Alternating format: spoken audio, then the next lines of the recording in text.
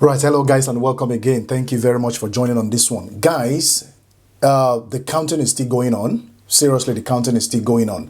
But I just want to quickly draw our attention to one very vital issue which I noticed spoken by the police commissioner of Rivers State. You know, a lot of disruption took place also in Rivers State, not only in Lagos.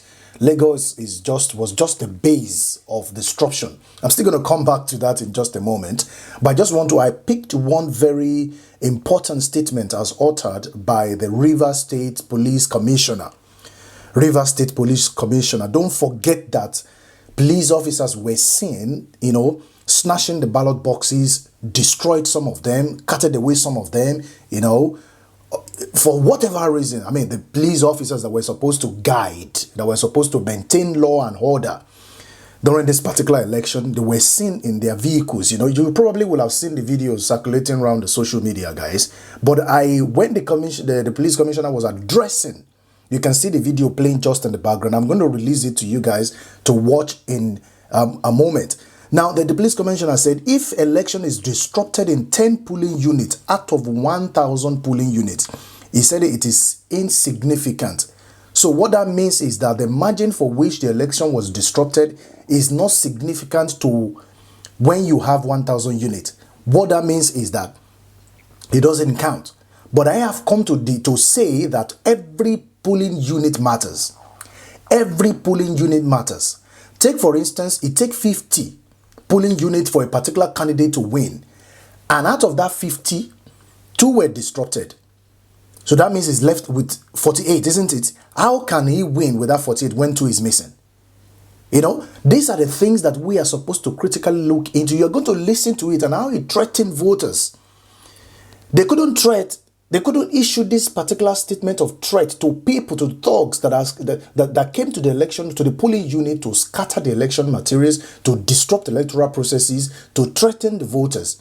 He couldn't issue this form of threat to those people, but he's now coming to grant a press release to say he is kind of threatening to say if any of the voters, if any of the protesters now caught, they're going to deal with them. They're going to, I couldn't just explain to you enough, guys. I just want you to listen to the clip yourself and leave your own opinion with regard to the statement as issued by the police commissioner of Rivers State. It's totally unacceptable because we expected the police officers to be the one to be in charge of law and enforce the law, to be in charge of peace, to make sure that the election run smooth and free and fair. But quite unfortunately, this did not happen. Now he's now coming to grant a press release to say if any voters or any citizen is seen trying to do this, we're going to bring them down. Why didn't he put all those energy to making sure that the election was not disrupted in Rivers State? Guys, I'm going to release the video for you to watch now in just a moment. Try as much as possible to leave your own opinion with regard to the video in the comment section. Try as much as possible to help us to share it, because at this moment it's a crucial time of the country where every statement, every fact, every utterances is important. We have to weigh it left, right, and center to know. I mean, if a police commissioner should utter that kind of a statement, I don't really know exactly what's going to happen. I'm going to release the video for you guys to watch in just a moment. Just like I said, try as much as possible to share it, as much as possible to like it. Leave your opinion in the comment section, and I'll see you in the next video. Enjoy the at least 1/3 of all the polling units. So if you have 10 polling units with incidents out of thousands, as much as they have a right, it is still insignificant when you are judging the entire process. That is the fact, and it is statistical.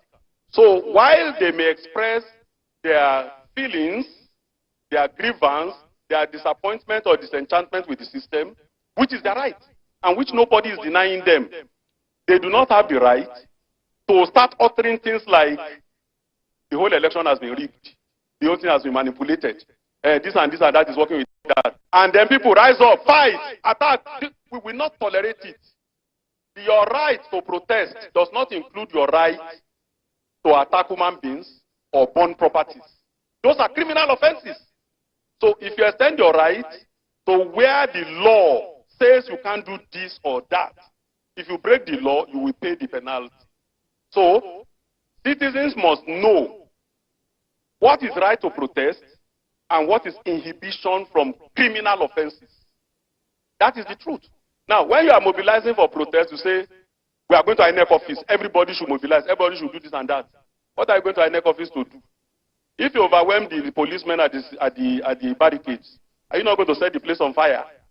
Are we to wait for that to happen before we take action? If your protest is riotous, the law gives us power to disperse you by force.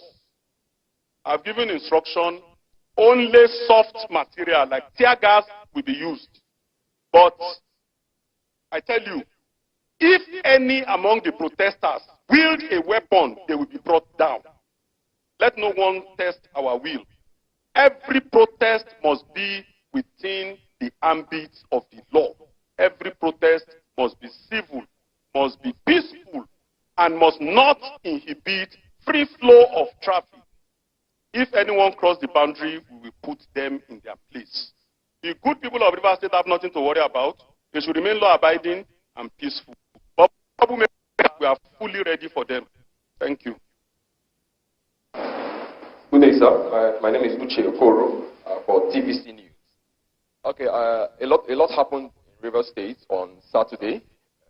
Speaking of electoral violence, I'm sure a number of those cases may have been brought to the attention of the police. But curiously, for me, I want to know, I'm surprised that up till now, there's been no confirmation or word from the police as to if anybody has so far been arrested for whatever has happened on Saturday. If anyone has been taken into custody, they want to know how many persons. Because I'm asking this question because people are saying the police is turning a blind eye to many of what is going on. So this is more than about 48 hours after the February 25th.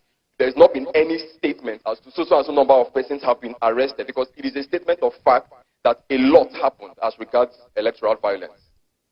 Okay, thank you for your question. First, let me ask you a question. Don't go, I'm talking to you. Good. Now, these incidents you mentioned, where specifically are you referring to?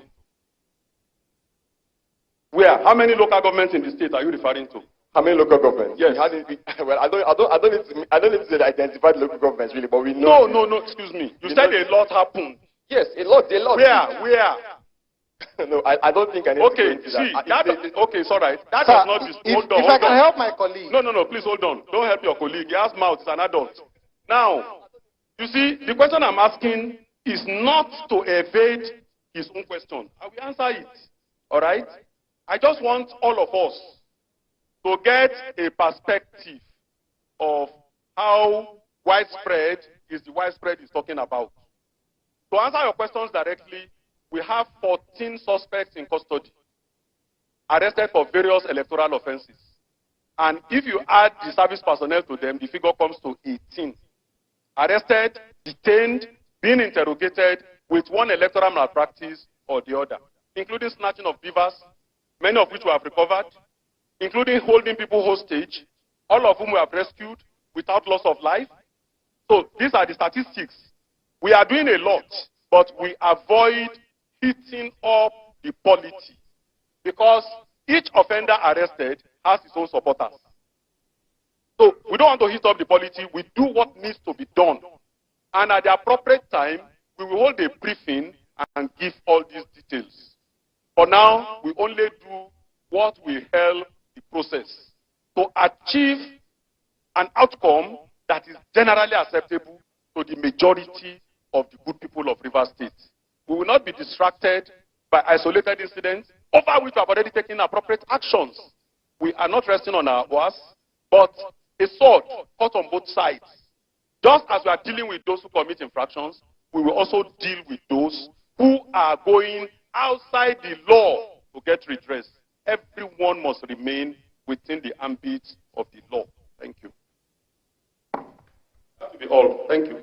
Thank you very much, CP.